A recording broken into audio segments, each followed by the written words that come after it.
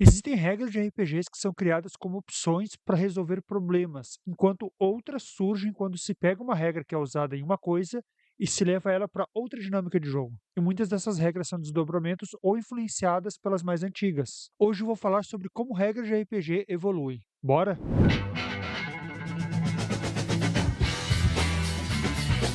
Se esse é o primeiro vídeo aqui do canal que você assiste, deixa eu me apresentar. Sou Matheus Chamati, falo de regras de RPG, game design e estou sempre trazendo novos RPGs que têm propostas diferentes ou regras interessantes. Como muita gente que assiste os vídeos por aqui acaba não se inscrevendo, eu já vou pedir para você se inscrever. Se quiser depois cancela, não tem problema, mas o mais provável de acontecer é você gostar desse vídeo, mas não lembrar de se inscrever, então dá aquela ajuda. Bom, vou falar hoje de vários jogos e como eles se relacionam a partir do uso de regras para coisas específicas do jogo. E vou começar com as regras criadas para resolver problemas. Eu vou dando exemplos e você vai ver como as soluções vão se diversificando e até os jogos que vão adotando determinadas regras. Olha só. Às vezes, uma regra surge para tentar resolver um problema que outra regra não resolve bem. Por exemplo, a regra de vantagem e desvantagem que o D&D trouxe na quinta edição tem uma lógica bem própria. Para representar uma situação vantajosa, o jogador vai ter uma chance maior de acerto, mas ao invés dessa chance ser representada como um bônus do teste e isso exigir cálculos matemáticos, ela vai ser representada rolando um dado a mais e escolhendo o melhor. É mais simples e funcional do que as versões anteriores desse mesmo jogo. Então ela tenta resolver o problema que vem desde a terceira edição do D&D de situações vantajosas serem representadas com bônus variados. Mas observa uma coisa importante: existe uma situação, um contexto no jogo quando coisas boas ou ruins para o personagem podem interferir na tarefa que ele está querendo fazer. A terceira edição optou por usar como regra para essa situação dar bônus para coisas benéficas e redutores para coisas prejudiciais. A quarta edição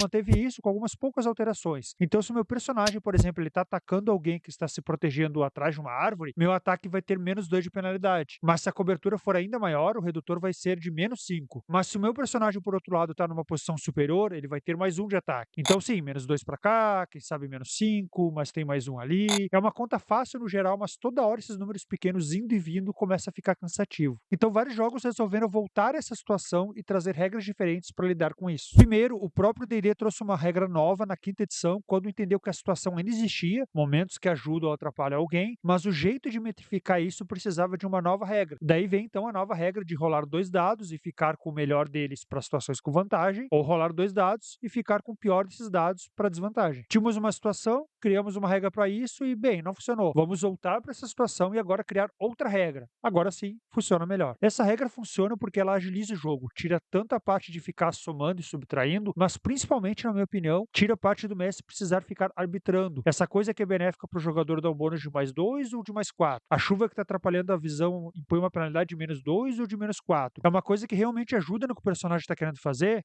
rola com vantagem. É algo que está atrapalhando consideravelmente a ação, rola com desvantagem. Na terceira edição, a regra foi criada para resolver um problema, mas na quinta edição, outra regra foi criada para resolver o mesmo problema, porque a percepção que os game designers tiveram é que o problema não tinha sido bem solucionado. É uma segunda tentativa para resolver a mesma coisa, mas essa não foi a única solução. Outros jogos trouxeram opções diferentes. O D&D quinta edição foi lançado em 2014 e com a regra então que eu já comentei de vantagem e desvantagem. E praticamente junto dele, em 2015, o Robert Schwab lançou o Shadow of the Demon Lord, um RPG de fantasia de horror, pegada de apocalipse iminente, tem toda uma vibe de horror ali bem legal. Esse jogo tem um sistema de regras próprio, mas que também usa a lógica do teste ser rolar o D20 e somar algo então para chegar a um determinado valor. Mas como o Shadow of the Demon Lord lida com aquela situação de coisas ajudando ou prejudicando um personagem. Com a regra de dádivas e perdições, ou boons and banes no original. Cada coisa consideravelmente vantajosa fornece mais um D6 de bônus. Então se o meu teste é um D20 mais 13, eu rolo 14, o resultado final é 17.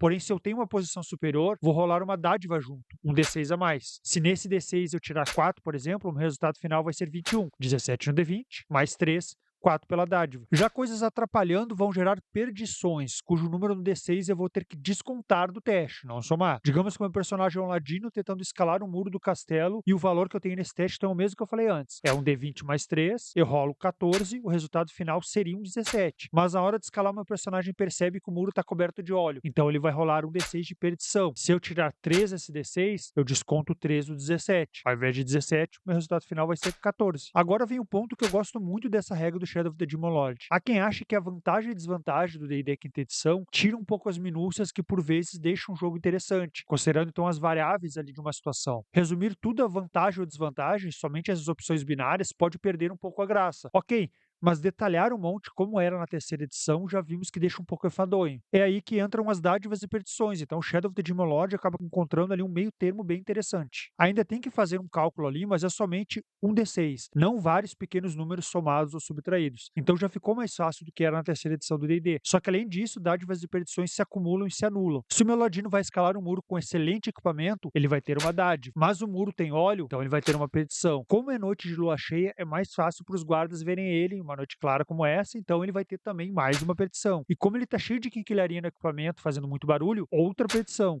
No fim, uma dádiva e 3 perdições. Na prática, então, sobram 2 perdições. Eu rolo D20 mais 3, tiro 14, o meu teste seria um 17, mas eu rolo 2D6, um para cada perdição. Eu tiro, então, 4 em um dado e 2 no outro, o que vale é o maior, no caso, o 4. Então, basicamente, eu pego o resultado 17, subtraio 4, meu resultado final nesse teste é 13.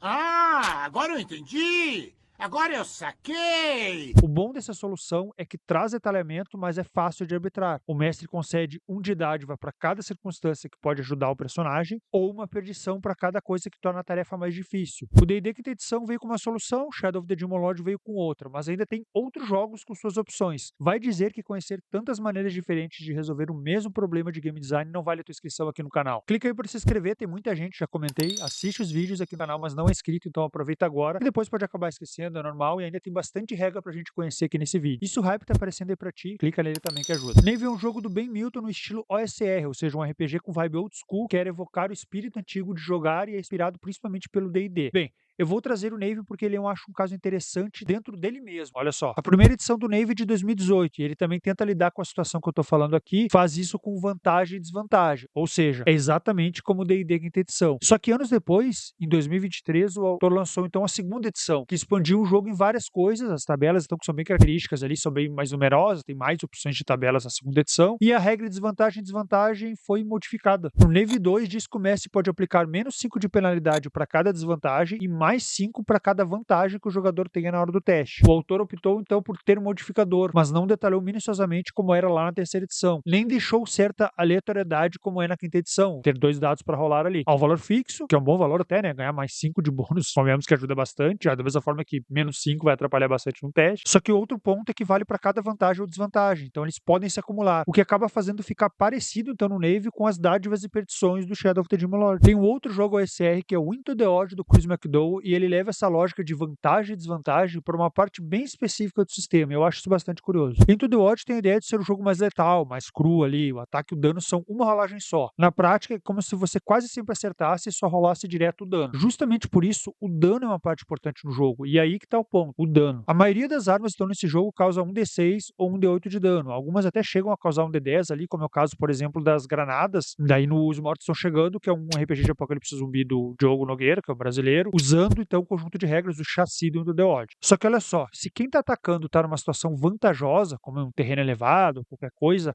ao invés de rolar esse dado normal ali, D8, D10, D6, ele vai rolar um D12 de dano. É um dano melhorado, vai rolar um dado melhor. Por outro lado, se está em desvantagem, o inimigo tem cobertura, ou ele próprio está com pouca visibilidade, o dano vai cair para um D4.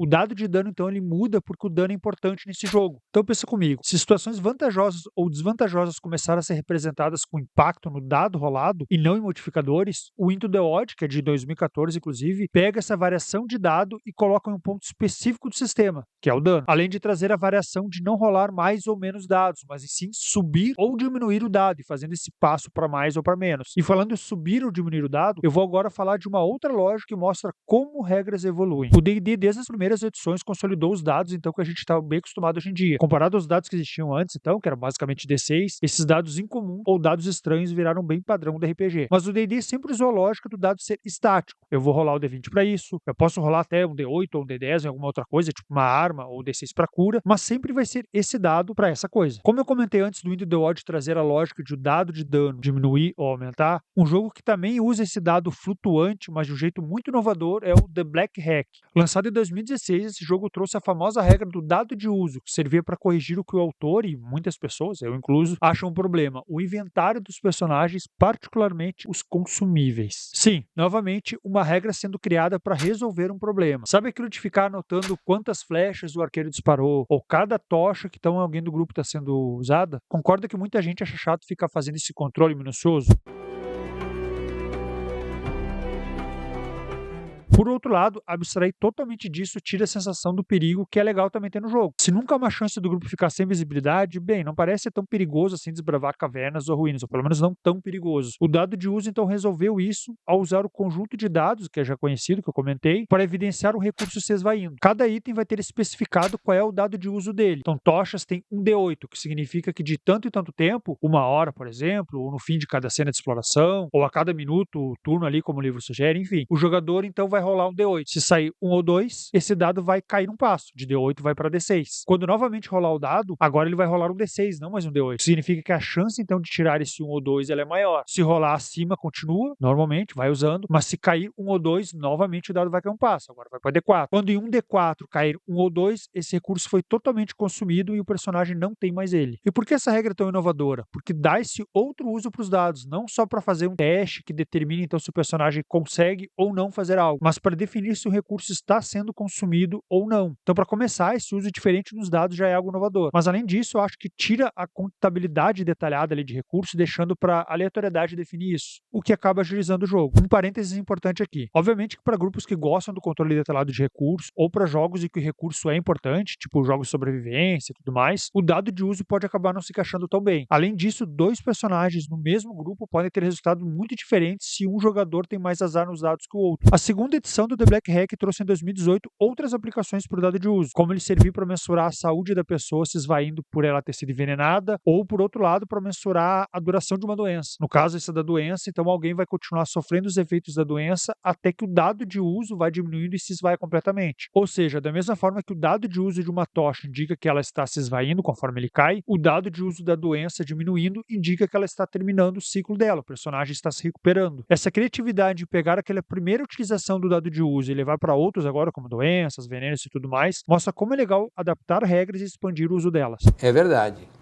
Quer dizer, às vezes não. Até agora eu falei que o motivo que faz as regras evoluírem é a busca por resolver um problema. Mas regras de RPG também evoluem quando o designer resolve usar uma regra para englobar uma outra parte do jogo. Ele pega uma regra que é para uma coisa e leva para uma outra estrutura, para uma outra lógica, para uma outra parte do jogo. E essa é uma situação que costuma trazer bastante criatividade. Pegar os dados variados e ir fazendo eles serem um termômetro é algo que o dado de uso trouxe, como eu acabei de comentar, mas em 2018 o Arquivos Paranormais do Jorge Valpassos deu uma utilidade diferente para essa lógica. No sistema desse jogo existe o dado de energia, que mede a força de vontade, energia espiritual, enfim, o Ki dos investigadores do paranormal. Essa medida é mensurada então com os dados. Então a energia de um personagem, de uma pessoa, ela começa em D12, mas ela pode cair um passo para D10 se o jogador, por exemplo, tirar uma falha crítica, ou se o jogador quiser usar isso como recurso mesmo, ele escolhe gastar. De D10 pode cair mais um passo para D8 e por aí vai. Só que no caso do Arquivos Paranormais, ele não coloca esses dados somente decaindo, como é o caso do dado de uso que eu acabei de comentar. Eles podem aumentar também, afinal a força de vontade se renova, a energia é recuperada, então o dado de energia sobe se o personagem tira um acerto crítico ou outras coisas ali que são definidas que podem acontecer no jogo. Então se o dado de uso era decrescente para mostrar algo se dissipando, o dado de energia do Arquivos Paranormais mostra algo diminuindo ou aumentando. A relação que eu trouxe entre jogos é muito por uma leitura de game design e ao mesmo tempo cronológico. Ou seja, pode ser que alguns autores e game designers que eu trouxe aqui não se inspiraram em um jogo anterior para chegar à sua solução. Mas se pensarmos, um pouco das criações de outros autores acabam sempre reverberando. Inclusive, acho que a maioria dos RPGs que eu citei hoje, eles têm uma relação mais próxima, então é fácil fazer essa relação. O Robert Schwalbe, por exemplo, ele foi autor de aventuras e suplementos à terceira edição do D&D. Vários outros jogos que eu citei aqui, eles são OSR que se inspiram diretamente no